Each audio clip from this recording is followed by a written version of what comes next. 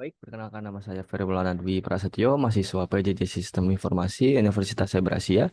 Di sini saya akan menerangkan dan menjelaskan untuk ujian tengah semester mata kuliah Komunikasi Data dan Jaringan Komputer. Baik, saya mulai.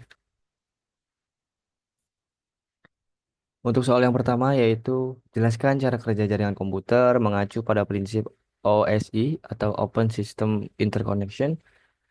Jadi OSI adalah jaringan komputer yang bekerja berdasarkan prinsip OSI atau Open System Interconnection, sebuah model referensi yang menjelaskan bagaimana data ditransfer melalui berbagai lapisan dalam penjaringan.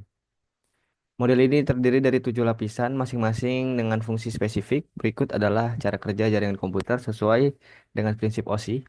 Yang pertama yaitu lapisan fisik atau physical layer yang berfungsi menyediakan fisik untuk transmisi data dan tugasnya yaitu mengatur karakteristik sinyal, elektrik, optik, atau gelombang radio, dan mengatur koneksi fisik antara perangkat, baik itu kabel, konektor, atau frekuensi. Contohnya yaitu Ethernet, kabel serat optik, dan sinyal Wi-Fi. Yang kedua yaitu lapisan data link atau data link layer yang berfungsi mengatur pengiriman data antara dua perangkat yang terhubung langsung. Tugasnya yaitu membagi data menjadi frame, menangani deteksi dan koreksi kesalahan, mengatur akses ke media, MAC atau Media Access Control. Contohnya yaitu protokol Ethernet dan Wi-Fi. Yang ketiga yaitu lapisan jaringan atau network layer yang fungsinya itu menentukan jalur terbaik untuk mengirimkan data melalui jaringan. Yang bertugas melakukan pengamatan logis seperti IP address, melakukan routing paket data ke tujuan. Contohnya itu protokol IP, IPv4, dan IPv6.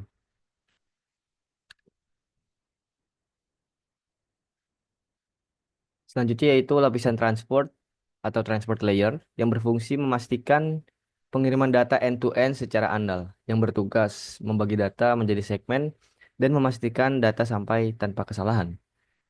Selanjutnya memberikan kontrol aliran dan kontrol kesalahan. Contohnya yaitu protokol TCP atau Transmission Control Protocol dan UDP atau User Datagram Protocol. Nomor 5 yaitu lapisan session atau session layer. Fungsinya yaitu mengatur, mengelola, dan mengakhiri sesi komunikasi antar aplikasi.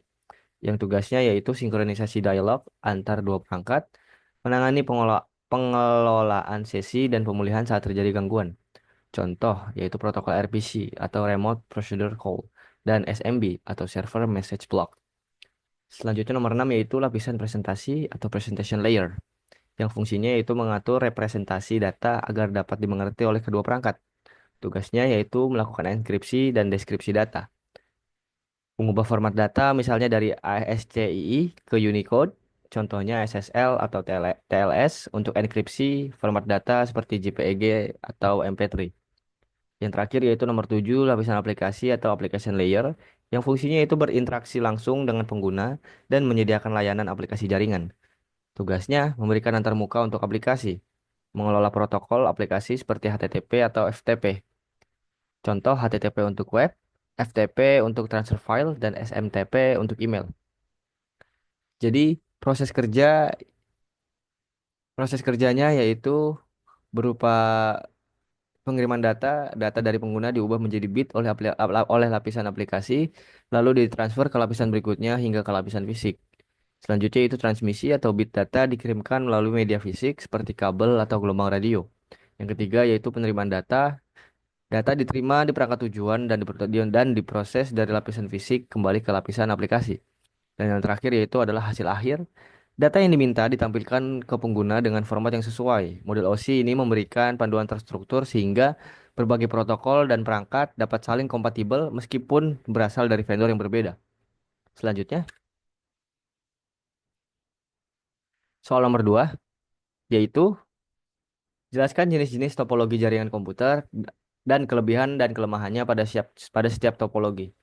Jadi topologi jaringan komputer mengacu pada bagaimana perangkat jaringan atau node diatur dan terhubung. Berikut adalah jenis-jenis topologi jaringan beserta kelebihan dan kekurangannya. Yang pertama yaitu topologi bus.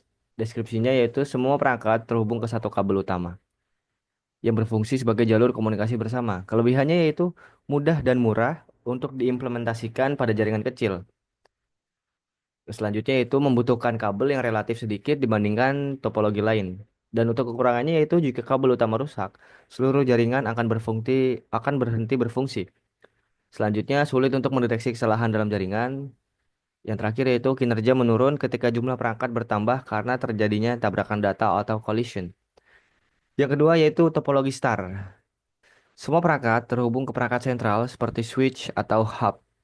Kelebihannya yaitu mudah untuk mengelola dan menambahkan perangkat baru. Selanjutnya, jika satu perangkat atau kabel rusak, secara keseluruhan tidak terpengaruh. Selanjutnya, performa lebih baik dibandingkan topologi bus karena setiap perangkat memiliki jalur komunikasi sendiri. Dan untuk kekurangannya yaitu ketergantungan pada perangkat sentral. Jika sentral rusak, seluruh jaringan berhenti berfungsi. Selanjutnya, membutuhkan lebih banyak kabel dibandingkan topologi bus. Yang ketiga yaitu topologi ring. Setiap perangkat terhubung ke dua perangkat lainnya, membentuk jaringan atau jalur melingkar, ring atau seperti cincin. Kelebihannya yaitu data mengalir secara teratur dan terorganisir dalam satu arah, sehingga mengurangi kemungkinan tabrakan data. Performa stabil untuk jumlah perangkat yang moderat. Kekurangannya yaitu jika satu perangkat atau kabel rusak, seluruh jaringan dapat terputus.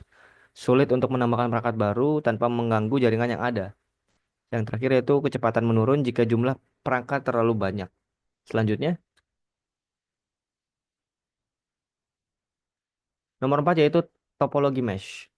Setiap perangkat terhubung dalam perangkat lain, baik secara penuh, full mesh, atau sebagian partial mesh. Kelebihannya sangat andal karena banyak jalur alternatif untuk transmisi data.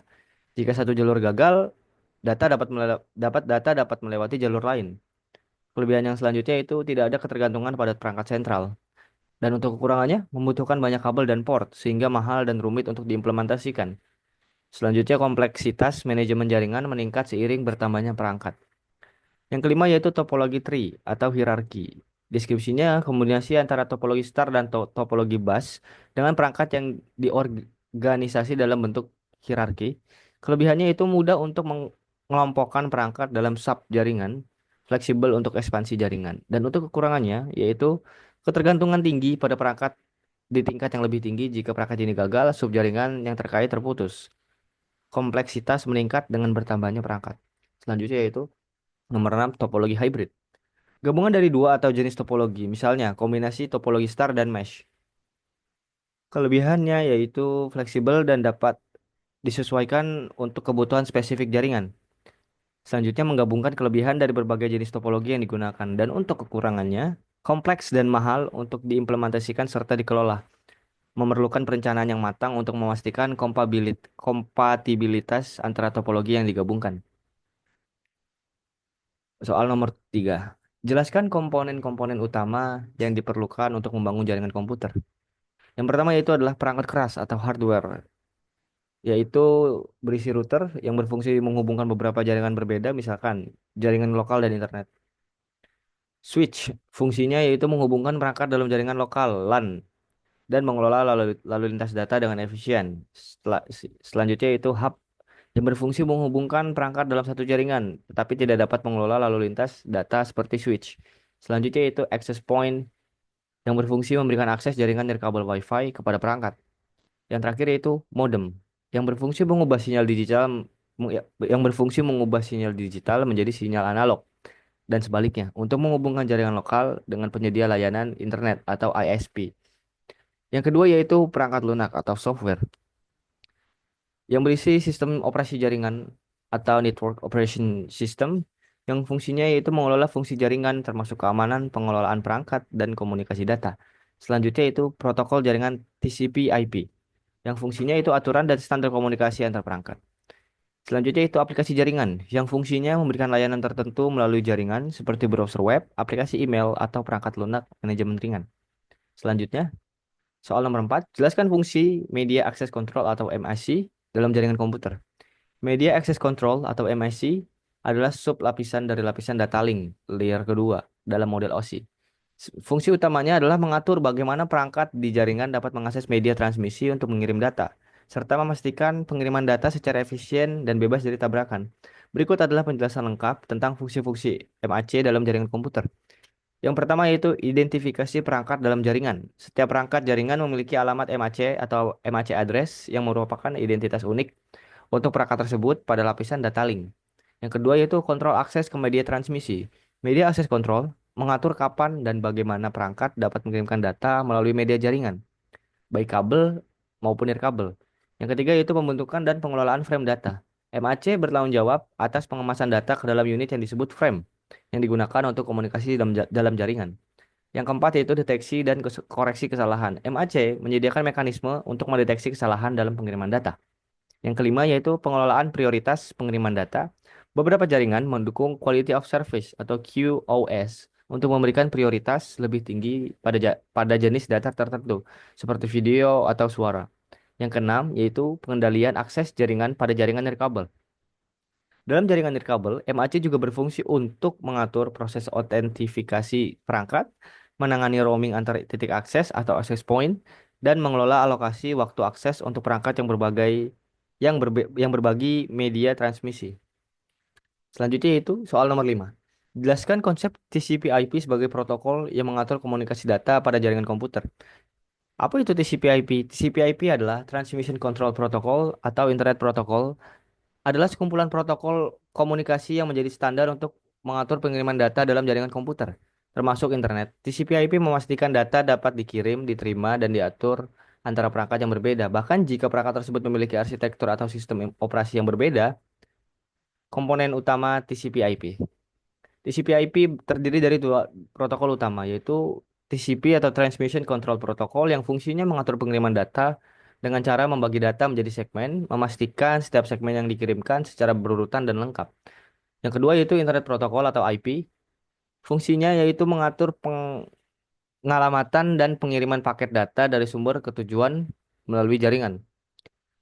Untuk lapisan-lapisan model pada TCP/IP yaitu yang pertama lapisan aplikasi atau application layer yang fungsinya memberikan antar muka antara aplikasi, pengguna dan jaringan. Contohnya HTTP atau HTTPS untuk komunikasi web, SMTP atau POP3 dan IMAP untuk email, FTP untuk transfer file, DNS untuk mengubah nama domain menjadi alamat IP.